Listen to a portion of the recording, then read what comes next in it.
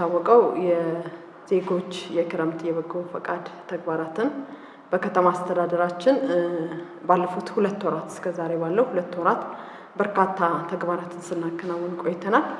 የዜጎች የበጎ ፈቃድ አገልግሎት እንግዲህ እንደሚታወቀው ማናቸውም ሰው ዜጋ የሆነ ሁሉ በጎ ተግባርን ማከናወን የሚገባው ተግባር ነው። እውቀት ያለው በእውቀቱ፣ ገንዘብ ያለው በገንዘቡ፣ በጉልበቱ የሚከናወኑ ተግባራቶች ናቸው። እነዚህን ትስስር በመፍጠር ማህበረሰቡን መጥቀምና መታደግ ዓላማ አድርገን ነው ስናከናውን የነበረው። እንደሚታወቀው ወደ 17 ዘርፎች ከ54 በላይ ዋና ዋና ተግባራቶችን የያዘ የበጎ ፈቃድ የንቅናቄ መድረክ ከማዘጋጀት ጀምሮ የገጠር ቀበሌ ሁሉ ሳይቀር ተደራሽ በማድረግ ይህንን የዜጎች የበጎ ፈቃድ ተግባር አገልግሎት ስናከናውን ቆይተናል።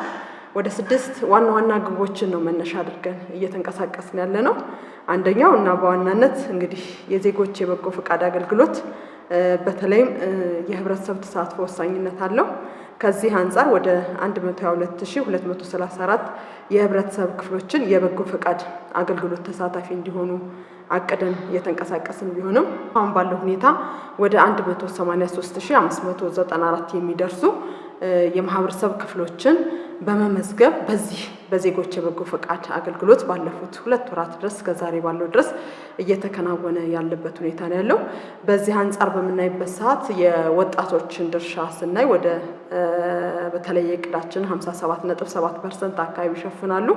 ወደ 69434 የሚደርሱ ወጣቶች እየተሳተፉ ያሉበት ሁኔታ ነው ያለው። ሴቶች እድሜያቸው ከ35 ዓመት በላይ የሚሆናቸው ሴቶች ሁሉ ሳይቀር እየተሳተፉ ያሉበት ሁኔታ ነው ያለው። ህፃናትንም እንደዚሁ አካል ጉዳተኛም አረጋውያንም እንዲሳተፉ በማድረግ በዚህ ተግባር ውስጥ እየተከናወነ ነው የሚገኘው። በሁለተኛ ደረጃ ግብ አድርገን የተንቀሳቀስነው አደረጃጀቶች ናቸው። እነዚህ አደረጃጀቶቻችን ደግሞ የሴቶች አሉ፣ የወጣቶች አሉ፣ የህፃናት አሉ፣ የአካል ጉዳተኛ አደረጃጀቶች አሉ፣ ሌሎችም የሲቪክ ማህበራት አደረጃጀቶች በዚህ በበጎ ፈቃድ ስራ ውስጥ እየተሳተፉ ያሉበት ሁኔታ ነው ያለው። ከነዚህም ባሻገር ደግሞ ሌሎች የበጎ ፈቃድ አገልግሎት ሰጪ ወጣቶች አሉ፣ ሌሎች የማህበረሰብ አካሎች ጭምር ያሉ የተሳተፉበት የበጎ ፈቃድ ማህበራት ሁሉ በዚህ የበጎ ፈቃድ አገልግሎት እየተሳተፉ ያሉበት ሁኔታ ነው ያለው። ከነዚህም ባሻገር ደግሞ እድሮች ሁሉ ሳይቀሩ፣ ሲቪክ ማህበራት ሁሉ ሳይቀሩ፣ እነዚህ መንግስታዊ ያልሆኑ ድርጅቶች ሁሉ ሳይቀሩ፣ የግል ድርጅቶች፣ መንግስታዊ ያልሆኑ ድርጅቶች ሁሉ በዚህ ተሳትፏቸውን እያረጋገጥን ያለበት ሁኔታ ነው ያለው። ሌላኛው በግብ 3 ላይ የምናየው በተለይም ደግሞ ይሄ የበጎ ፈቃድ ስራዎቻችን ተጠቃሚዎችን ተሳታፊዎቻችን ተጠቃሚ ማረጋገጥ ነው። ከዚህ አንፃር ወደ 71562 የህብረተሰብ ክፍሎችን በዚህ በክረምት የበጎ ፈቃድ አገልግሎት ተጠቃሚ እናደርጋለን ብለን አቅደን እስካሁን ባለው ከ465468 አካባቢ የሚደርሱ ተጠቃሚ ያደረግናቸው የማህበረሰብ ክፍሎች ይኖራሉ አሉ ማለት ነው። የእቅዳችን ሁኔታ ስናየው ከ100% በላይ እጅግ በጣም በላይ በሆነ ሁኔታ በድግግሞሽ ለማገዝ ለመተደገፍ የተደረገበት ሁኔታ ነው ያለው። በግብዓት ላይ ልዩ ትኩረት ሰጠን የምናከናውነው እንግዲህ ይሄን ሁሉ ተግባራት ስናከናውን የመንግስትን በጀት መታደግ ነውና እቅዳችን የነበረ ወደ 523 ሚሊዮን 580 አካባቢ የሚደርስ የመንግስትን ሀብት መታደግ ነው የነበረው። በዚህም አግባብ እስካሁን ባለው ሁኔታ ከ200 ሚሊዮን 867242 በላይ የመንግስትን በጀት የማዳን ስራ የተሰራበት ሁኔታ ነው ያለው። ስለዚህ ይህንን በጎ ፈቃድ ተግባሮቻችን በቀሪ ጊዜያትም ልዩ ትኩረት ሰጠን የምናከናውነው ያላለቁ ተግባሮቻችን ሁሉ የምናከናውንበት ሁኔታ ነው ያለው። በዚህ አግባብ እቅዶቻችን ለማሳካት ከቅድም በላይ ለመፈጸም ጥረት እያደረግን ያለንበት ሁኔታ ነው ያለው። በግብ 5 ላይ ልዩ ትኩረት ሰጠን ስናከናውነው የነበረው እንግዲህ የበጎ ፈቃድ ስራ እድሜ ጾታ አይለየውም። ሁሉም ሰው ባለው በሚችለው አቅም ማህበረሰብ ማገልገል ነው። ስለዚህ የኛ ኢትዮጵያዊነት የማንነቶቻችን ተምሳሌቶች ናቸው። እሴቶቻችን፣ ባህሎቻችን አሉ። እርስ በራስ የመረዳዳትን የመደጋገፍን የምንተገብርበት ከመሆኑ ጋር ተያይዞ በጎ ፈቃድ ስራ ድንበር አይገድበው፣ ወሰን አይገድበው። ስለዚህ ልዩ ትኩረት ሰጠን በከተማችን ያለ ማህበረሰብን ብቻ ሳይሆን ከከተማችን ማህበረሰብ ወጣ ብለን መታደግ መቻል ይጠበቅብናል በሚል የወሰን ተሻጋሪ በጎ ፈቃደኛ ወጣቶችን ከሁሉም ክፍለ ከተማ ወጣጠን በምስራቅ ጎጃም ዞን ውስጥ ደጀን ከተማ ድረስ በመሄድ የበጎ ፈቃድ አገልግሎት የፈጸሙበት ሁኔታ ነው ያለ። ይህንን የበለጠ እያሰፋን የምንሄድበት ሁኔታ እንፈጥራለን ማለት ነው። ከክፍለ ከተማ ከቀበሌ እዚህ እንደ ከተማ አስተዳደር የምናከናውናቸው ተግባራቶች እንደተጠበቁ ሆኖ ደግሞ ከአካባቢያችን ወጣ ብለን እርስ በራስ የመረዳዳት የመደጋገፍ ባህልና እሴቱ እንዲጠነክር እየሰራናቸው ያሉ ስራዎች በጣም መልካም ናቸው ብለን የምንወስዳቸው ናቸው። በግብ 6 ላይ ይዘነው የምንንቀሳቀስ የነበረው ሌላኛው ተግባራችን ሞዴል ቀበሌዎችን መፍጠር ሞዴል ክፍለ ከተሞችን መፍጠር ነው። እንግዲህ በከተማ አስተዳደራችን 4 ክፍለ ከተማና 20 ቀበሌዎች አሉ። በአራቱም ክፍለ ከተሞቻችን አንዳንድ ሞዴል ቀበሌዎች በማዘጋጀት ስታንዳርድ ከከተማ አስተዳደር ከክልሉ ጋር በመነጋገር አውርደን በዛ መስፈርት መሰረት እየተከናወኑ ያሉ ተግባራቶች አሉ ሁሉም ቀበሌዎቻችን ላይና በዚህ ልክ የተጀማመሩ ጅምር ስራዎች እጅግ በጣም መልካም ናቸው ብለን የወሰድንበት ሁኔታ ነው ያለው። እንግዲህ እነዚህን ግቦችን ለማከናወን በዋናነት ቅድም ስንላቸው የነበሩ በርካታ ተግባራትንም ጭምር ለማከናወን በተለይ እነዚህ የመዘገብናቸው በጎ ፈቃደኛ ወጣቶቻችን በተደራጀ አግባብ ተግባሩን ማከናወን ይገባቸዋልና በከተማ አስተዳደራችን ከ13000 በላይ የሚሆኑ ወጣቶችና በጎ ፈቃድ ሰጪዎችን የተለያዩ ስልጠናዎችን በመስጠት ነው ወደ ስራ የገባነውና በዚህም አግባብ በተለይ የአረንጓዴ አሻራችን ቁጥር 1 ያከናወንናቸው ተግባራቶች ናቸው። ከአበይት ተግባሮቻችን አንፃር ከዚህ አንፃር በአረንጓዴ አሻራ መርሃ ግብራችን ከ10.8 ሚሊዮን በላይ ችግኞችን እንተክላለን ብለን በቅድ ይዘን ጉድጓዶችን የማዘጋጀት ስራ የሰራንበት ሁኔታ ነው ያለው። ችግኞችን በዛ ልክ የማዘጋጀት ሁኔታ ነው የሰራ ነው። በዚህ አንፃር ወደ 10.7 አካባቢ የሚደርሱ ችግኞችን የመትከያ ጉድጓድ በማዘጋጀት የተከልበት ሁኔታ ነው ያለው። ከቅዳችን አንፃር ስናየው ወደ 99.6% ነው። በቀሪ ጊዜያትም እንግዲህ ቀሪ ተግባራትን ማከናወን ይጠበቅብናል ብለን በቅድ ያዝንበት ሁኔታ ነው ያለው። ሌላኛው ከዚሁ ጋር ተያይዞ ከአረንጓዴ አሻራ ጋር ተያይዞ ይዘነው የነበረው የችግኞችን እጽዋቶችን እንደዚህ መትከል ለአንድ ወቅት ብቻ የሚሰጥ ተግባር አይደለምና በየወቅቱ መትከል ብቻ ሳይሆን ተንከባክቦ ማሳደግ ይጠበቅብናልና በዚህ አንፃርም ከ309650 በላይ የችግኞችን እጽዋቶችን እንደዚሁ እንክብካቤ ይደረግላቸዋል በሚል በቅዳችን አቀደን እየተንቀሳቀስን ያለንበት ሁኔታ ነው ያለው። በዚህም ልክ እቅዳችን ያሳካንበት ሁኔታ ነው ያለው። እንደሚታወቀው በየዓመቱ የምንተክላቸው ችግኞች መንከባከብ ካልቻለን ነገ ከነገ ወዲያ እናጣቸዋለንና ዋናው ትልቁ ነገር ችግኝ መትከል ብቻ ሳይሆን ተንከባክቦም ለልቀት ለመጨረሻ ደረጃ ላይ ማብቃት ነውና ከሱ አንፃር ያለንበትን ሁኔታ እየገመገምን ጉድለቶቻችን ለመሙላት ጥረት እያደረግን የእንክብካቤ ስራዎቻችን በሁሉም ክፍለ ከተሞች ላይ ተጠናክረው አሁንም የቀጠሉበት ሁኔታ ነው ያለው። በዚህ ልክ ጥሩ እንቅስቃሴ የነበረበት ሁኔታ ነው ያለው። ሌላኛው በሁለተኛ ደረጃ ያከናወንናቸው ከአበይት ተግባሮቻችን አንዱ የመጠለያ ግንባታ ነው። እንደሚታወቀው ከተማ አስተዳደራችን በቅርቡ እየተደራጀ የተለያዩ ፈተናዎች የተደቀኑበት ቢሆንም በጣም በርካታ ማህበረሰብ የሚኖርበት በርካታ ተፈናቃይ የሚኖርበት ከመሆኑ ጋር ተያይዞ ምላሽ ለመስጠት ዋናው ትልቁ ነገር የመጠለያን ነገር ምላሽ መስጠት ይጠበቅብናል። ከዚህ አንፃርም በጥገና እንዲሁም ደግሞ አዲስ ቤት በመገንባት በኩል ልዩ ትኩረት ሰጠን ያከናወንናቸው ተግባራቶች ናቸው። በአዲስ ቤት ግንባታችን እቅዳችን እንደ ከተማ አስተዳደር ይዘነው የነበረው 60 ነው። ነገር ግን ከእቅድ በላይ ወደ 79 የሚደርሱ አዲስ ቤቶችን የገነባንበት ሁኔታ ነው ያለው። እስከ ትናንት ድረስ በነበረን 79 የሚደርሱ አዲስ ቤቶችን የተገነባበት ሁኔታ ነው ያለው። ከዛ ባሻገር ደግሞ 120 አካባቢ የሚደርሱትን የጥገና ስራ እንሰራለን ብለን በእቅድ ይዘን 121 የሚደርሱ ከእቅድ በላይ ያከናወንበት ሁኔታ ነው ያለው እስከ ትናንት ድረስ። ይሄ የሚቆም ተግባር አይደለም። ነገም ከነገ ወዲያም የበጎ ፈቃድ የዜጎች የበጎ ፈቃድ አገልግሎት እንትናችንን እስክንጨርስ ድረስ ተጠናክረን የምናስቀጥላቸው ተግባራቶች ናቸው። በዚህ ዓመት ከመጠለያ ግንባታ ጋር ተያይዞ ከችግር እንውጣ፣ በተለይ የጭቃ ቤት መቀነስ ስራ እንስራ በሚል የከተማ ስታንዳርድ ንጽህናውን የጠበቀ ደረጃውን የጠበቀ የመጠለያ ቤት ለማስተላለፍ ልዩ ትኩረት ሰጠን ከምናከናውናቸው አንዱ ተግባራችን ይሄ ነው። ከዚህ አንፃር ከደብረ ማርቆስ ዩኒቨርሲቲ ጋር በመተባበር ከ10 ያላነሱ የብሎኬት ቤቶችን ጀምረናል እና ይሄ በከተማ አስተዳደር ደረጃ ከዚህ በፊት አድርገነው የማናውቀው ነው። በዚህ ልክ የበለጠ አጠናክረን የምናስቀጥልበትን ሁኔታ የምንፈጥርበት ሁኔታን የምናስቀጥለው ይሆናል ማለት ነው። ሌላኛው ከሰብአዊ ድጋፍ ጋር ተያይዞ እንግዲህ ለማህበረሰባችን የበጎ ፈቃድ ስራዎቻችን ስንሰራ የሰብአዊ ድጋፍ ወሳኝነት አላቸው። ምግብ ነክ የሆኑ እንዲሁም ደግሞ ምግብ ነክ ያልሆኑትን ከዚህ አንፃር በተለይም ደግሞ የማዕድ ማጋራት ስራዎቻችን በምናይበት ሰዓት ልዩ ትኩረት ሰጠን የሰራንበት ሁኔታ ነው ያለው።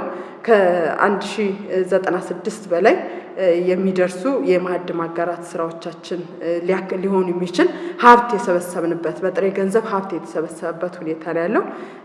ወደ 1,096,000 አካባቢ የሚደርስ ሀብት ሰብስበናል። ምግብ ነክ ያልሆነ አልባሳት ደግሞ እንደዚሁም ደግሞ በተመሳሳይ ከ1639 በላይ የሰበሰብንበት ሁኔታ ነው ያለው። የማዕድ ማጋራት ስራዎቻችን ደግሞ ከ8042 በላይ የማህበረሰብ ክፍልን እስካሁን ባለው ተጠቃሚ ያደረግንበት ሁኔታ ነው ያለው።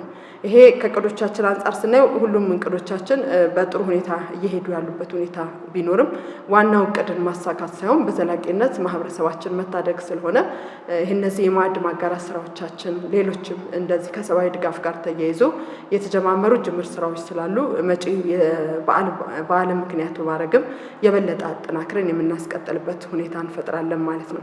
ሌላኛው ተግባሮቻችን በተለይም አሁን ካለንበት እንደ ከተማ አስተዳደር እንደ ክልል ካለንበት አጠቃላይ ሁኔታ አንፃር ሰላም ላይ ልዩ ትኩረት ሰጠን መስራት ይጠበቅብናል። እንግዲህ ሰላም ሊመጣ የሚችለው ሁሉም ሰው ከቤቱ ጀምሮ ነውና አካባቢውን እያደገ ሲሄድ ነው። ስለዚህ በዚህ አግባብ ሁሉም ሰው ማህበረሰብ ኃላፊነቱን እንዲወጣ የግንዛቤ ንቅናቄ ስራዎቻችን በሁሉም ቀበሌዎች፣ በሁሉም ክፍለ ከተሞች እንዲሁም በከተማ አስተዳደር ደረጃ በየደረጃው በየእድሜው በየዘርፉ እያከናወን ያለናቸው ተግባራቶች ናቸው። በዚህ አግባብ ከ38,000 በላይ የሚሆን ማህበረሰብ የግንዛቤ ፈጠራ የንቅናቄ ስራዎችን ያሰራንበት ሁኔታ ነው ያለው። እሱ ብቻ አይደለም፣ በተለይም ደግሞ ስልጠና አሰልጥኖ ወደ ተግባር ማስገባት ይጠበቅብናል። በጸጥታው ዘርፍ ላይ በተለይ ማታ ላይ በቀን ላይ የሮንድ ስራዎችን የጥበቃ ስራዎችን እንዲያከናውኑ በዚህ አግባብም በጣም በርካታ ወጣቶችን ያሰለፍንበት ሁኔታ ነው ያለው። እስካሁን ባለው ወደ 1367 የሚደርሱ ወጣቶች በዚህ ተሳትፎ እያደረጉ ያሉበት ሁኔታ ነው ያለው። የተለያዩ ሃይማኖታዊ ባህላዊ በዓላቶች ሲከበሩ ራሱ አካባቢን በመጠበቅ እነዚህ ኩነቶች በሰላም እንዲከበሩ በማድረግ በኩል እነዚህ ወጣቶች ሁሉ ሳይቀር እየተሳተፉ ያለበት ሁኔታ ነው ያለ። ይህንን የበለጠ ከጸጥታ መዋቅሩ ጋር በመቀናጀት እየተከናወነ ያለበት ሁኔታ ነው ያለ። ይህንንም እንደዚሁ የበለጠ አጠናክረን የምናስቀጥለው ነው የሚሆነው። ሌላኛው አበይት ተግባሮቻችን በተለይ በግብርናው ዘርፍ የምንሰራው ተግባራቶቻችን ናቸው። ከዚህ አንፃር የግብርና ምርትና ምርታማነትን ለማሳደግ በተለይም ደግሞ አቅመ ደካማ የሆኑ ወገኖቻችን አሉ፣ እናቶቻችን አባቶቻችን አሉና የነሱን መሬት ማረስ ይጠበቅብናል፣ ወገንን መታደግ ይጠበቅብናል በሚል ከ1000 ሄክታር በላይ የአቅመ ደካማ መሬት ማሳዎች የታረሱበት ሁኔታ ነው ያለው። እንደዚሁም ደግሞ ማረስ ብቻ ሳይሆን መንከባከብ ይጠበቅብናል፣ ማረም ይጠበቅብናል። እንደዚሁ የማረም ስራዎችንም እንደዚሁ እያከናወንን ያለንበት ሁኔታ ነው ያለው። ይህንን የበለጠ አጠናክረን እናስቀጥላለን ብለን እናስባለን። ሌላኛው ከዚህ ጋር ተያይዞ የሌማት ትሩፋት ስራዎቻችን ናቸው። እንግዲህ ወቅቱም ክረምት ከመሆኑ ጋር ተያይዞ የተለያዩ የሌማት ትሩፋቶችን የምናለማበት መልካም እድል የምናገኝበት ወቅት ከመሆኑ ጋር ተያይዞ ከ2800 በላይ እንደዚሁ የሌማት ትሩፋት ስራዎቻችን እየሰራን ስርዓተ ምግብን ተግባራዊ ለማድረግ በርካታ እንቅስቃሴዎችን እያከናወን ያለንበት ሁኔታ ነው ያለ። ይህንን የበለጠ አጠናክረን እናስቀጥላለን ብለን እየተንቀሳቀስን ያለንበት ሁኔታ ነው ያለው። የአፈርና ውሃ ቀባ ስራዎችን እንደዚሁ በመስራት አሁን ወቅቱ ክረምት ከመሆኑ ጋር ተያይዞ በቦዮች አካባቢ በተለይ በተፋሰስ ስራዎች አካባቢ ልዩ ትኩረት ሰጠን እየሰራን ያለንበት ሁኔታ ነው ያለ። ይህንን የበለጠ አጠናክረን እናስቀጥላለን ብለን እናስባለን። ከዛም ባሻገር ደግሞ በስድስተኛ ደረጃ ልዩ ትኩረት ሰጠን እየሰራናቸው ያሉ የትምህርት እና ስልጠና አገልግሎቶቻችን ናቸው። እነዚህ የትምህርትና ስልጠና አገልግሎቶቻችን ባለፉት 3 ዓመታት በተለይ በትውልዱ ላይ የደረሰብንን ስብራት የሚታደጉ ናቸው። ስለዚህ በዚህ ላይ ልዩ ትኩረት ሰጠን ርብርብ አድርገናል። እንደ ከተማ አስተዳደራችን በ23 ትምህርት ቤቶች በተለይም ከ3373 በላይ ታዳጊ ህፃናቶች የክረምት ትምህርት እየተማሩ ያሉበት ሁኔታ ነው ያለው። ከእቅዳችን አንጻር ስናይ ወደ 77.5 አካባቢ ነው። የሚቀሩ ነገሮች ይኖራሉ። በቀር ጊዜያትም ተደራሽ የምናደርጋቸው ነገሮች ይኖራሉ ተብለን እናስባለን። በዚህ አንጻርም ምናልባትም ትውልዱ ላይ ስንሰራ ጎን ለጎን የተግባር ተኮር የጎልማሶችንም ትምህርት ትምህርት መስራት ይጠበቅብናል። በዚህም ልክ እየሰራናቸው ያሉ ስራዎች ከ277 በላይ በተግባር ተኮር የጎልማሶች ትምህርት እየተማሩ ያሉ ወገኖቻችን አሉ ማለት ነው። ይህንን የበለጠ እናስቀጥላለን ብለን እናስባለን። እንደሚታወቀው ወቅቱ የክረምት ወቅት ነው። በመጪው መስከረም ጀምረን እንግዲህ በዋናነት መደበኛ ትምህርቶቻችንን የምንጀምርበት ነው። በዚህ አግባብ እንግዲህ ትምህርት አንጀምርበት የምንልበት ትምህርት ተቋም አይኖረንም። በሁሉም ትምህርት ቤቶቻችን የቅድመ ዝግጅት ስራዎቻችን እየሰራን ያለበት ሁኔታ ነው ያለው። አሁን ሰሞኑን ጀምረን ምዝገባም ጀምረናል። በዚህ ልክ የበለጠ አጠናክረን እናስቀጥላለን። በቀሪ በሚቀሩን ጭምር በየዕለቱ እየተገመገመ እየተመራ ያለበት ሁኔታ ነው ያለው። አንዱ የበጎ ፈቃድ ስራዎቻችን ልዩ ትኩረት ሰጠን ሀገርን የምንታደግበት ትውልድን የምንታደግበት ባለፉት ጊዜያት የገጠሙን ስብራቶች ጭምር ሳይቀር የምናቃናበት ከመሆኑ ጋር ተያይዞ በደንብ ልዩ ትኩረት ሰጠን የቅድመ ዝግጅት ስራዎች እየተሰሩ ያሉበት ሁኔታ ነው ያለው። በዚህ አንጻር በተለይም 1 ደርዘን ለ1 ተማሪ በችግር ውስጥ ያለ ወገኖቻችን በጣም ብዙ ናቸውና እነሱን ጭምር ለማገዝ ለመደገፍ ጥረት እየተደረገ ያለበት ሁኔታ ነው ያለው። በዚህም በ1 ደርዘን ለ1 ተማሪ እቅዳችን ወደ 2418 ነው የነበረው።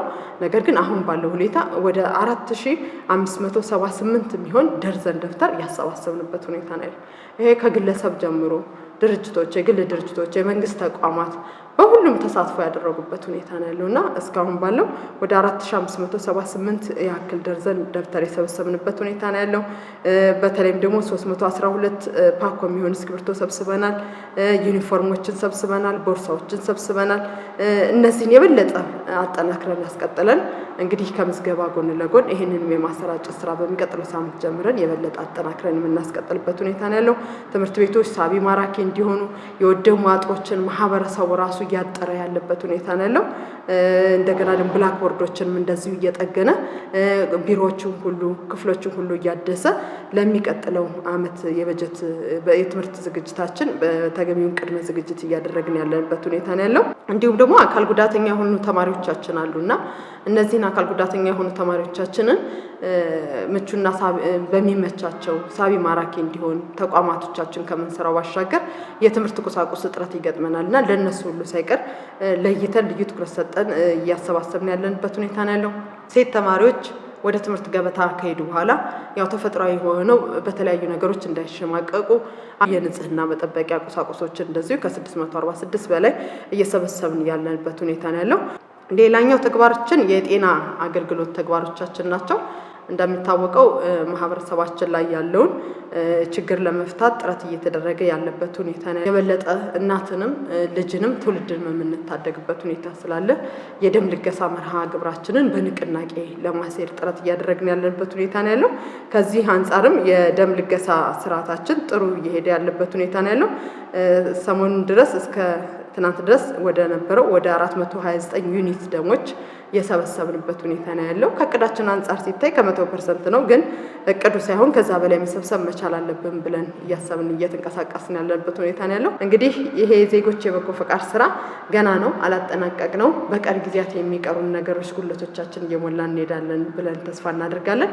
በዋናነት ግን ለዚህ ሁሉ ስኬት የከተማ አስተዳደሩ ስትሪንግ ኮሚቴና ቴክኒክ ኮሚቴ ልዩ ትኩረት ሰጥቶ በየሳምንቱ እየገመገመ በመምራቱ ግብረ መልስ በመስጠቱ ነው ውጤቶች የመጡ እስካሁን ባለው ሁኔታ በተከታታይ እንግዲህ በሁለት ወር ውስጥ ከ8 ጊዜ ያላነሰ ግብረ መልሶችን ለክፍለ ከተማ ለተቋማት ሰጥቷል። ተቋማት ባለቤቱ ነው፣ ቤት እየሰሩ ነው። ተቋማት ባለቤቱ ነው፣ ደብተር እያሰባሰቡ ነው። የተለያዩ ከተቋም ከመንግስት አገልግሎት ባሻገር ማህበረሰባዊ ኃላፊነታቸውን እየተወጡ ነው ያሉ የግልም የመንግስትም ተቋም። እነዚህን የበለጠ አጠናክረን በማስቀጠል በመጪው ጊዜ የትውልዶችን በመታደግ በኩል ሁሉም ተቋማት የተቋማዊ ኃላፊነቱን በመውጣት በኩል የተጀመረው ጅምር ስራ ጥሩ ነው።